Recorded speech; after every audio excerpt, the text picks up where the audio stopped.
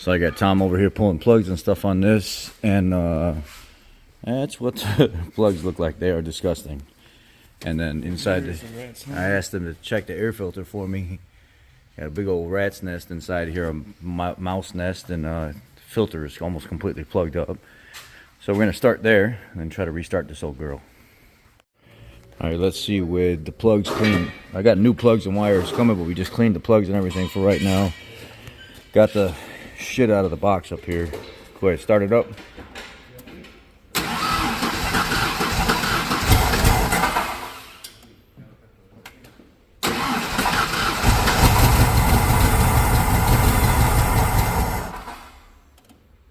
It still smells like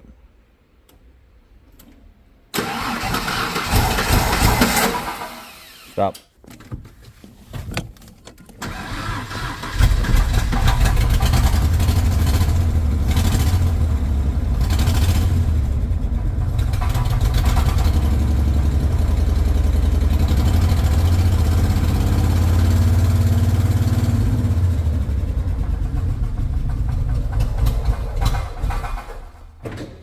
All right, I'm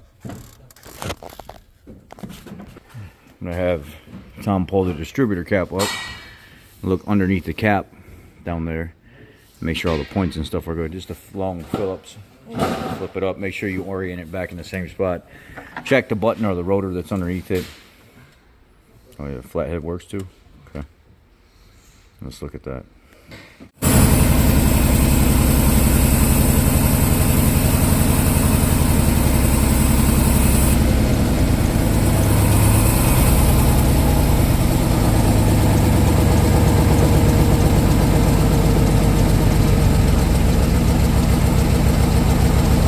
Go ahead and shut it off. Put the airbags in well. Hold on. Hold on, hold on.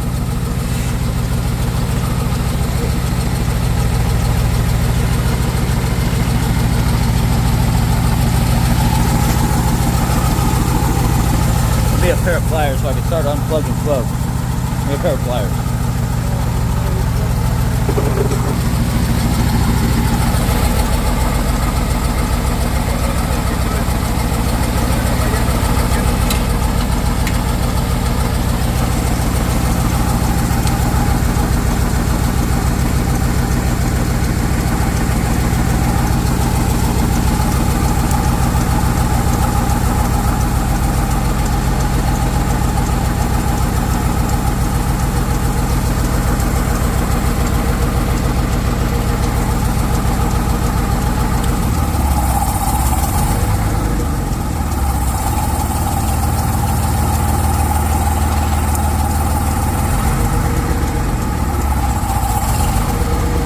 Don't do what I did here, folks. You can see how I jerked my arm back. That's because it took that voltage that was supposed to be going down that wire and it sent it straight through those pliers right into my arm. What I should have been using is the proper equipment, and I was not doing that, and I paid the price for it.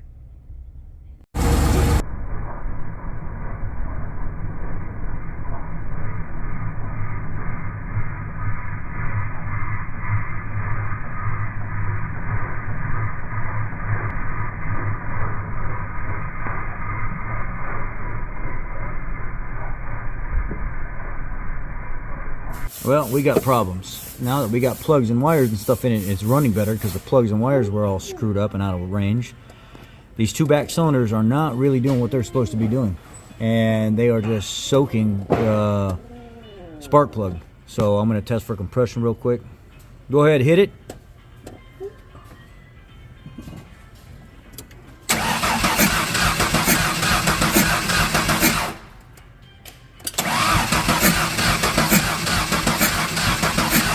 Stop. So this one ain't registering anything.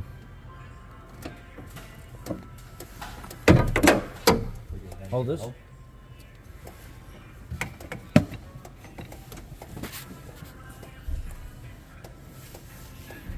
Let's see if I can feel any kind of compression. Go ahead. Go. Huh? Yes. Hold on.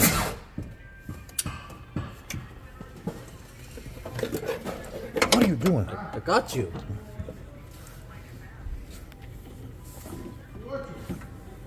All right, go. Yeah, it has some. The back one. Yeah, that's the in and out, piston moving. Just from the piston itself.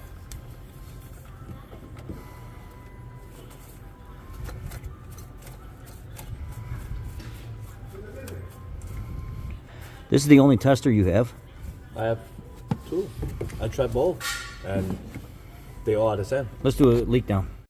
All right, what's going on with this girl is it's a 94. Probably said it several times. You guys are probably tired of hearing about it. It's a 94 F150, and it's got the 300 cubic inch 4.9 liter. And it's got a head gasket problem. Today, cylinders 1, 2, 3, and 4 were fine, but they were kind of misfiring a little bit. Put some plugs and wires and stuff in it because the wires were way out of spec. Plugs looked like trash, so we put some OE Motorcraft plugs and wires in it. All of a sudden 1, 2, 3, and 4 just cleared up great. We're running fine. But cylinders 5 and 6, while it was running, I could get underneath it and I could shoot with a temperature gun, the manifold runners, and they were only registering about 210, 220 degrees, while the other 4 manifold runners were registering 400 degrees, you know, close to it. So I was like, okay, wow, this is, the other ones are running real good, they're getting hot, and that residual heat from the other manifold runners are kind of bleeding over. So those 2 cylinders, cylinder 5 and cylinder 6, aren't doing anything. Unplug the injectors while it's running, nothing changes on those cylinders. Pull the spark plug wires, nothing changes on those cylinders. Pull the plugs back out of it, do a compression test on it, 0 compression. Run both cylinder 5 and 6 up on top dead center, top of the compression stroke, and do a cylinder leakage test. It is just pissing out from one cylinder to the next. Literally, you start testing cylinder 5 and it's blowing right out the spark plug in the next hole.